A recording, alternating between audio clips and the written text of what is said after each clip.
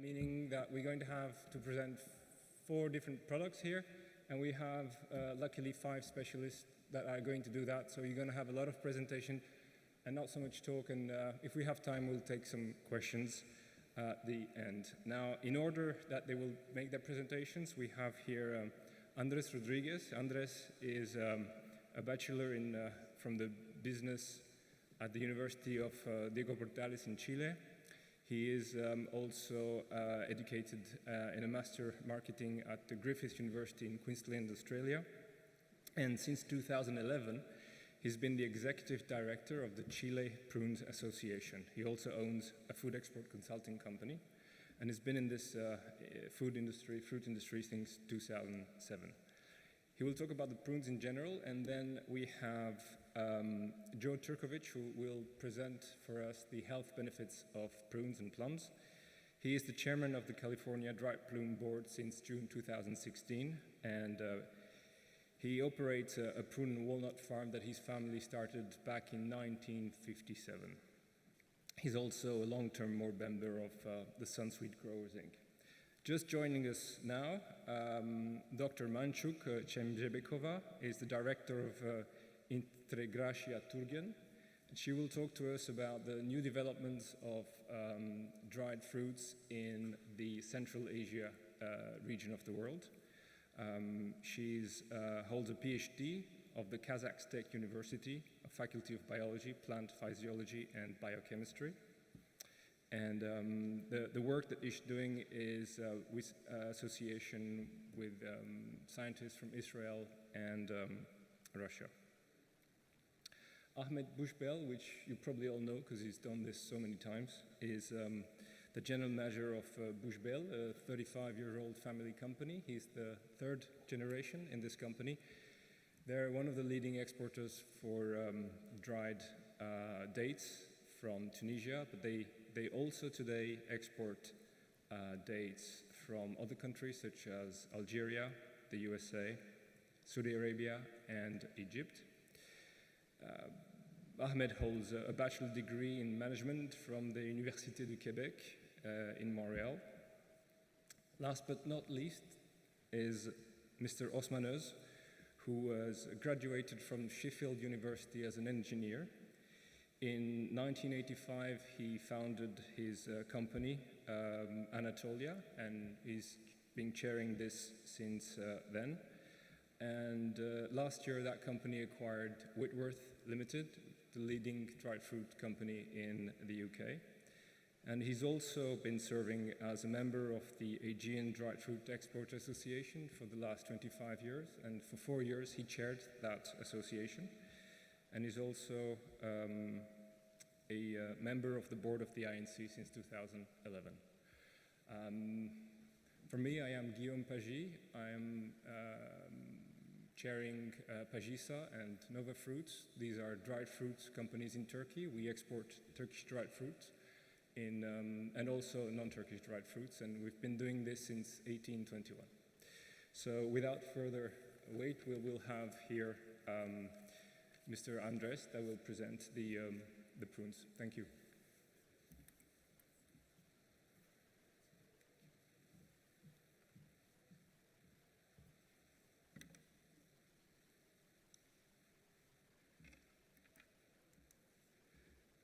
Well, thank you very much for the invitation. And well, during the presentation of the prunes, we're going to cover mainly the world production, hectares per country, world sales, world consumption, and the main challenges of our industry.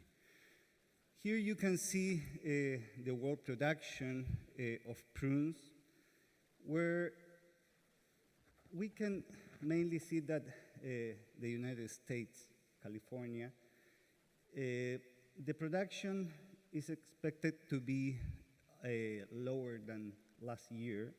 You can see that it came from 95,000 tons to 68,000 metric tons.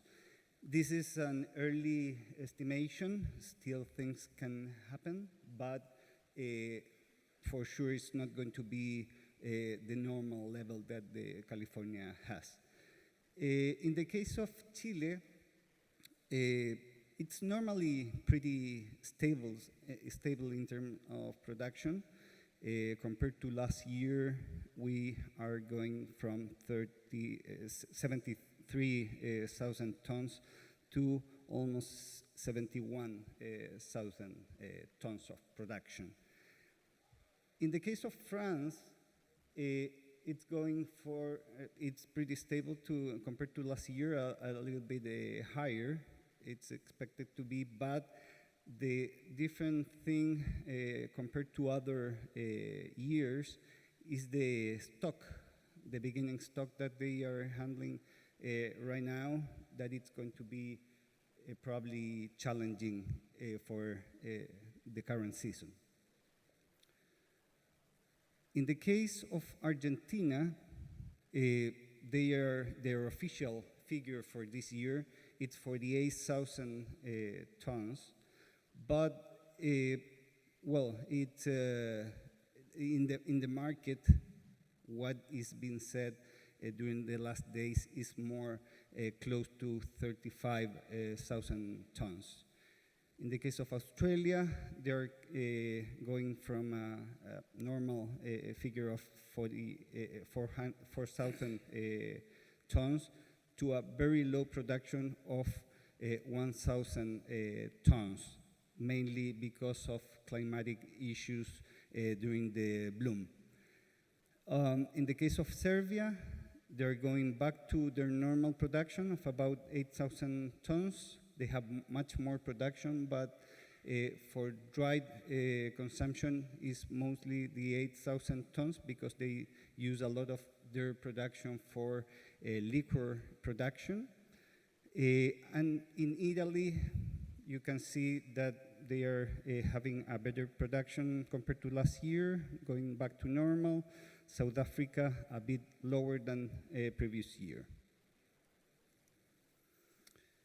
In terms of hectares, you can see that today the total hectares worldwide are 63,000 hectares, led by California, Argentina, Chile, and France.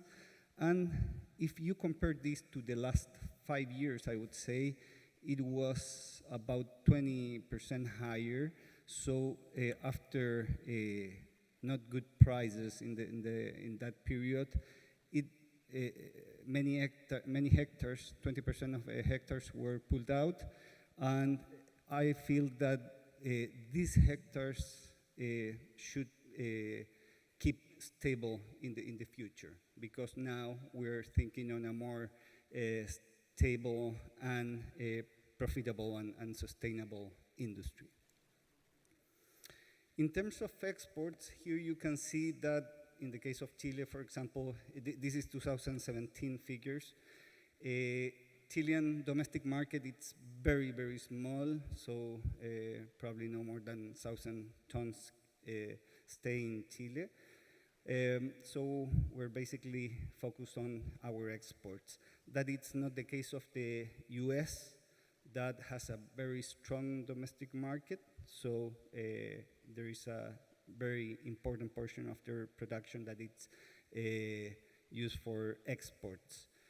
And you see Argentina, that it also has a very important percentage of their production that is used for exports, mainly Russia and some other markets in Latin America. And you see also France with a very strong domestic market and some exports to other European markets.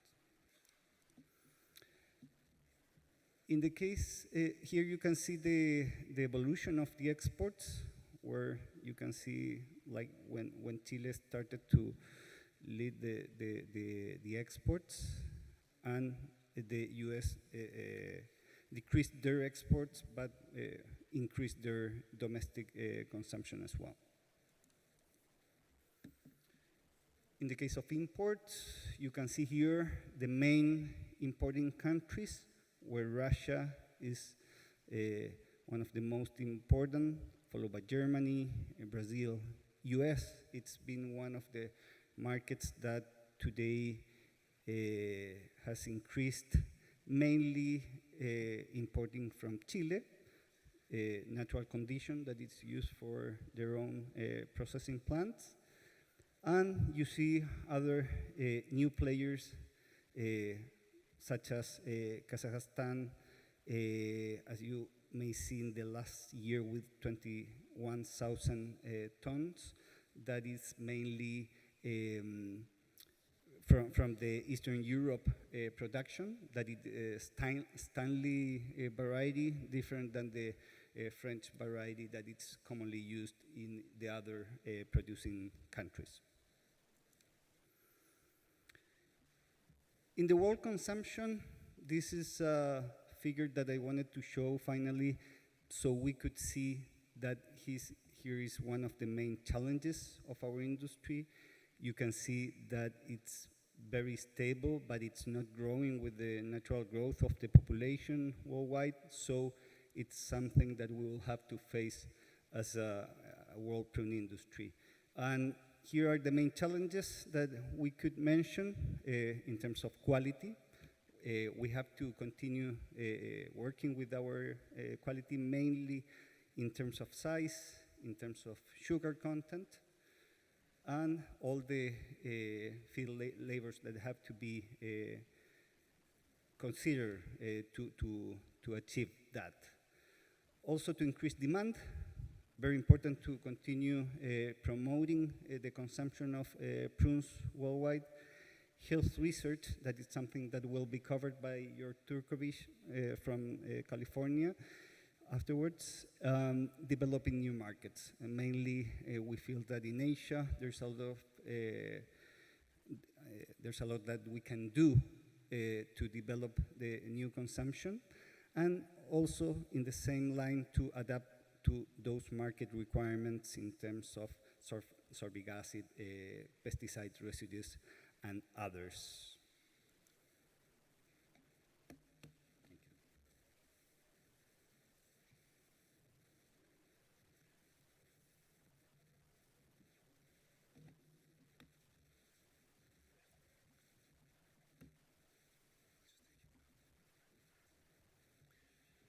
So there's a television program in America airing right now, and it's called My 600-Pound,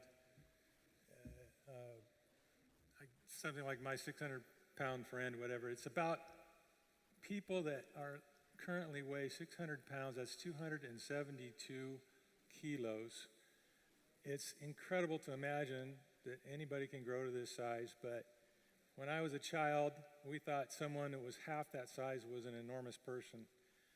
Why am I bringing this up? I'm bringing it up to tell you that in America and now around the world, due to our Western diets, we now realize that we have a huge health crisis that is going to be playing itself out over the next several decades in metabolic health problems like cardiovascular disease and osteoporosis and other things. So,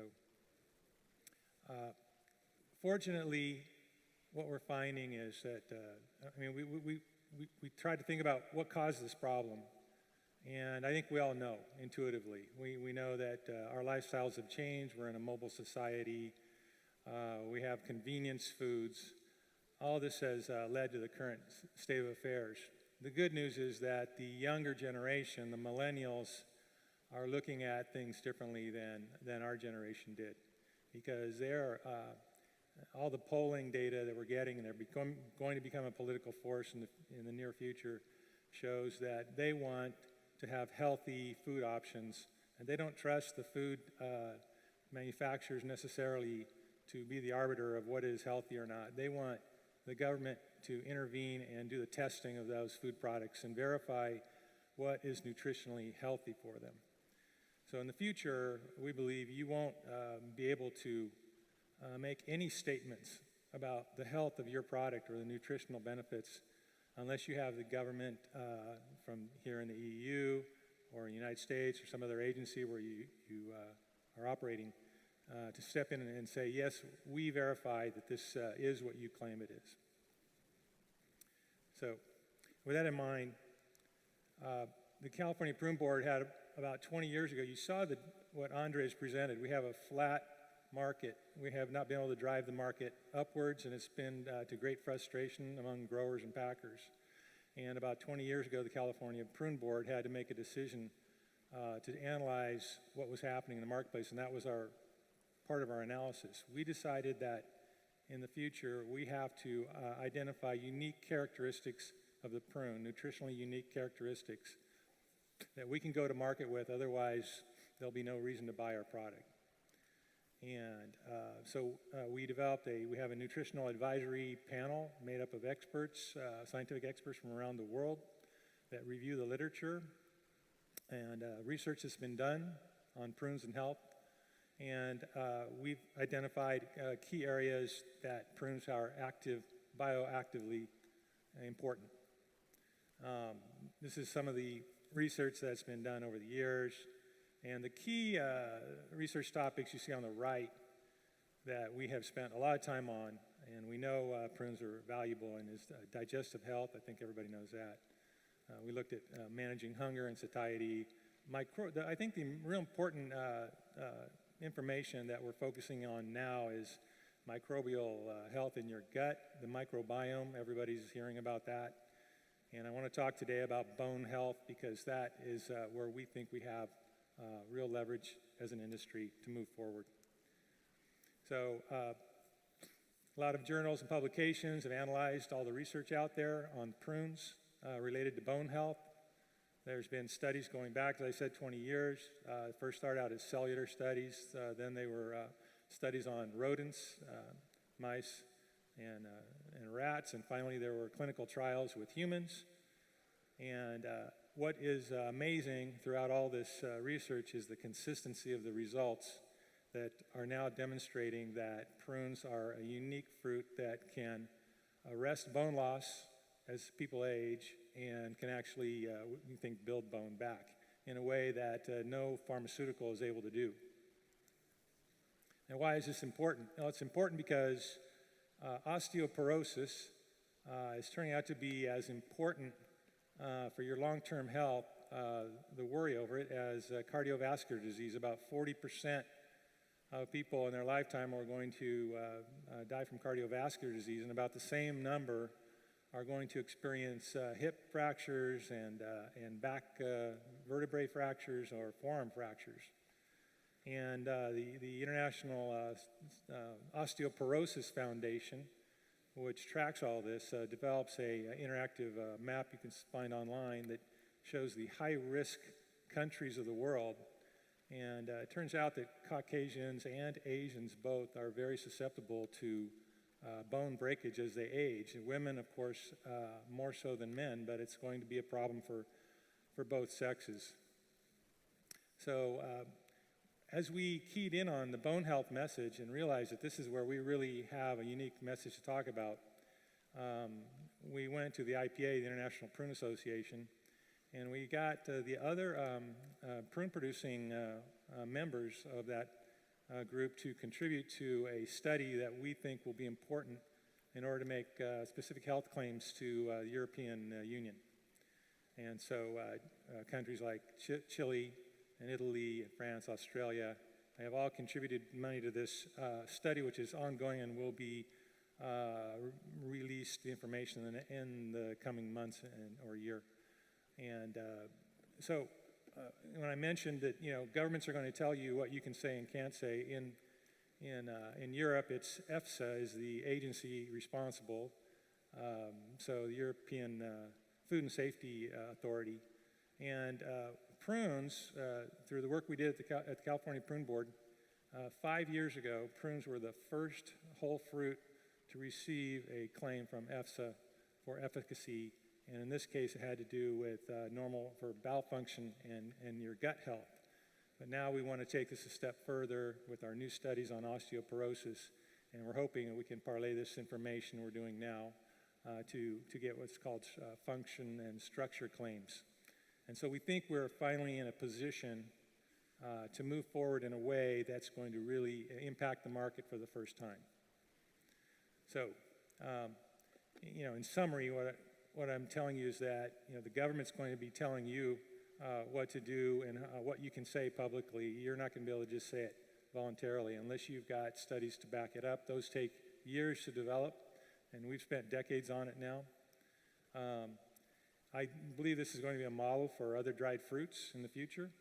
And at the California Prune Board, we are working very hard and still investing a lot of resources in all the science, from the field to the table.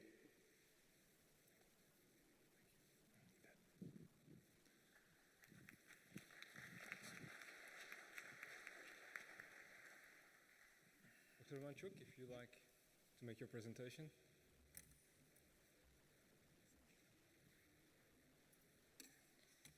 So, first of all, I'm very honored to present here the data collected from Central Asia countries like Uzbekistan, Tajikistan, and Kazakhstan. And I apologize for my so sportive outfit because my bag is still on the way. So, let me start from my presentation, which is related to germplasm, apricot germplasm in Central Asia. And Central Asia is a center of diversity not only for apricots, but many fruits as well as nuts, and it was shown in the earliest research of Vavilov. And in addition to Prunus armenica, in Central Asia, it's naturally present another variety of Prunus dasycarpa, you can see. And all these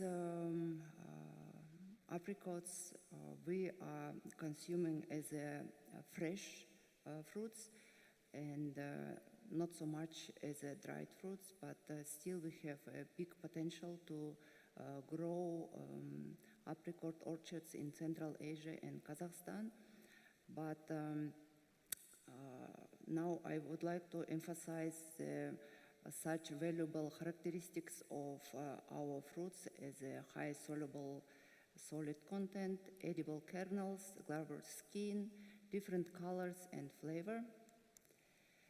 And it's because Central Asian germplasm show late blossom, late ripening, drought tolerance, cold tolerance, salt tolerance, and sap compatibility.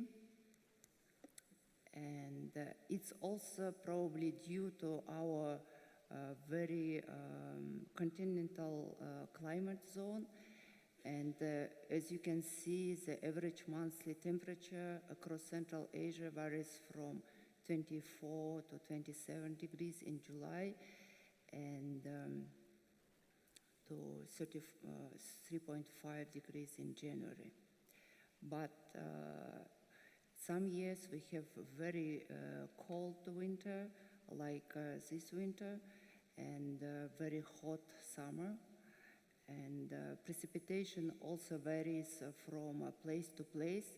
And if you consider that these big three countries like Uzbekistan, Tajikistan, and Kazakhstan have so large acreage, so you can imagine the difference between temperature and also precipitation in terms of annual precipitation.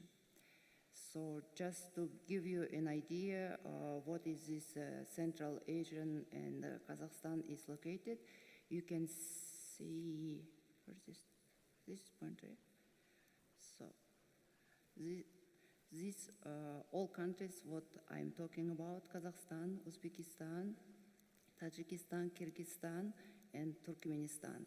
So it's our former Soviet Union Republic. And if we consider the soil in Central Asia, it's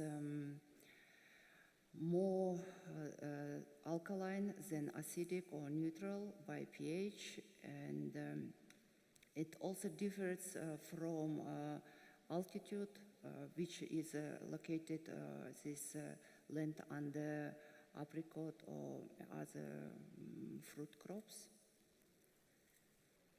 And I also would like to emphasize your attention, to bring your attention to this point that we have very high salinity of our soil as well as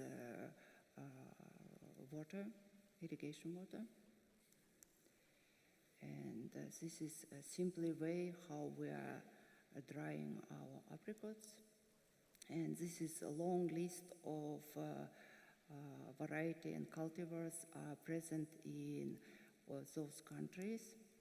And most of these cultivars are used for drying, which you see in these apps here.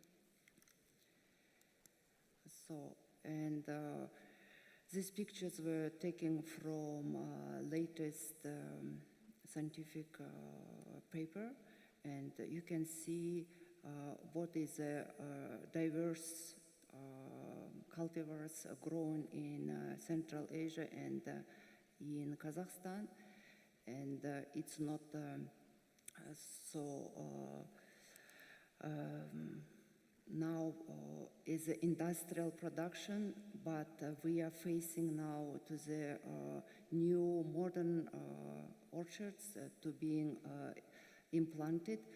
So with hope to get more yield, more diverse apricots, and lately government of these countries like Uzbekistan and Kazakhstan paying so much attention to improve this agriculture which are growing apricots and nuts, and we have special program on development of the future 20 years. So what I'm trying to say, it's a big potential to develop this agriculture in terms of to be industrial based. So, and so this is top 20 apricot producing countries, and yes, yes. So you can see this one. And this is data which are taken from Ministry of Agriculture of Kazakhstan. And you see that the export is much less than import. And this is apricots in Uzbekistan, and same. So, and this is a few lines about productivity and yield. And in parallel to production, we are establishing a nursery as well. And yeah, thank you for your attention. Thank you. Okay, we're getting pressure to move really quickly, so I'm going to call Ahmed, and he's making his presentation on dates. Si tu veux, fais juste les... So, good morning, everybody. Thank you again for giving me the opportunity to speak about dates. So, I will just take you 2,000 kilometers from here to the Tunisian Sahara to show you a small video about the date industry in Tunisia.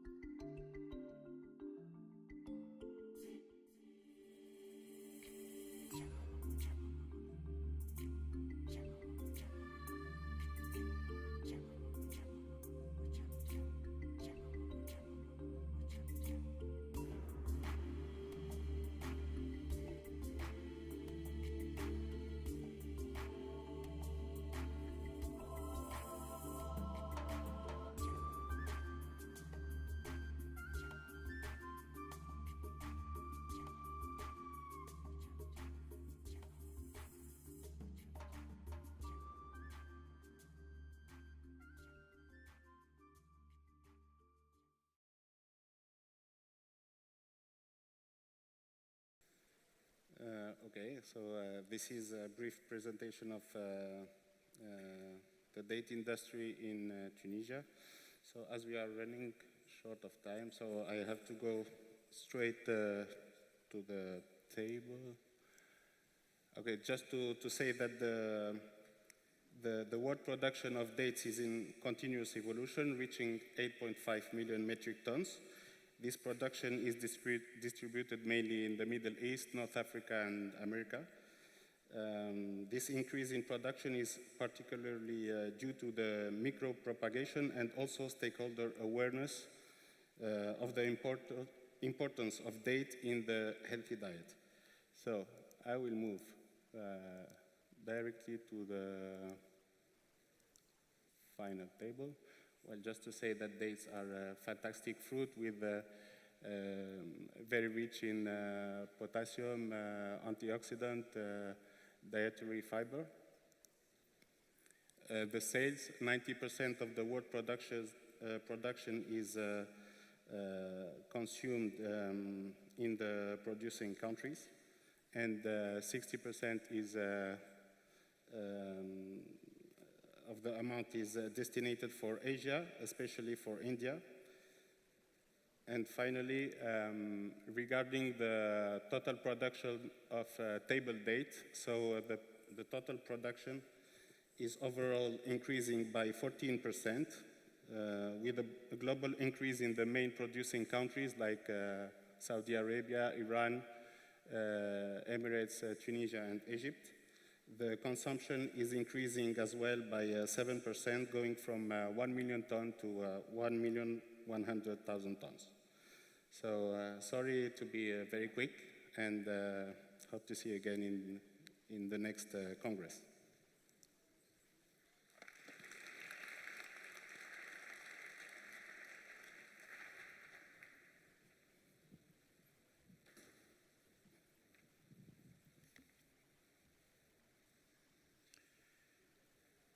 Dear guests, ladies and gentlemen, we are short of time. We have to speed up. This year in Turkey, we had a very mild winter in general. Therefore, during blooming season, we were all scared that the early blossoms could be damaged by frost. Thanks God, this did not happen. We are expecting crop estimations to come out. First, apricots to be announced these days. It's not a bumper crop, but it's not a small one either. We believe that we will have something like 25,000 ton carryover. Regarding figs, it's too early to talk about the size of the crop, and I'm sure most of you are aware that it's not possible to say anything about the fig quality and quantity until they are harvested. The only thing I can say that the consumption is increasing gradually, which is driving prices upwards. And on the lowlands, crop size is decreasing every year, and new plantations are limited.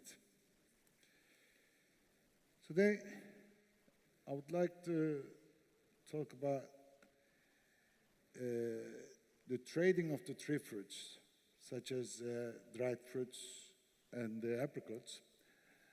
I'll skip the figures. I know most of you are interested in numbers, but they're not actual figures, they're estimations, so these things create speculations. I'll show you the nice bloom instead. For many years, figs were seasonal products. Fig factories worked only 3 months, from September to November. None of the fig packers would offer product until they secure the raw material. Now, you can find figs and apricots 12 months around the year in the shelves of supermarkets. And you may say, what's wrong with that? But there's a reality that these products are not commodities. They're produced in different part of the world and very sensitive to climate conditions. For example, Turkey produces 70% of the apricots and 55% of the world fig production. Any damage on the crops have a big effect on prices. Unfortunately, we start trading them before they are actually harvested. This means where the speculation starts. And isn't it funny to sell farmers someone's product to someone else and they know nothing about it? We call this speculation. Well, so far I haven't met anyone who's speculating. I ask my friends, are you selling any new crop apricots now? They say no, but we all know that a lot of business is done. On the other hand, of course, back-to-back business is almost impossible. You need really special talents to do that. And what I'm trying to get at is that most of the tree fruits are sold in the supermarkets. If the supermarket buyers purchase next couple of years' crops, that pushes the suppliers to speculate. Therefore, I would urge supermarket buyers to consider covering their needs for the crop year only, not the calendar year. I believe this will help to reduce the speculation. What's new in Turkey? I'll talk about Turkey. There's a new project by the Turkish government, which is called licensed warehousing. The plan is to encourage the farmers to bring their products to the licensed warehouses, where they will be provided with a receipt. With this receipt, they will be able to get interest-free, low-interest cash for a certain period of time. This will help them to pay their harvesting costs. Farmers will not be forced to sell their product to cover their cash need. This will prevent the prices to drop right after harvesting period and establish a more stable market for the agricultural products. We will see how these things will work. Finally, I will just show you just as a matter of information, the figures. And these are the fig production in Turkey. And I thank you.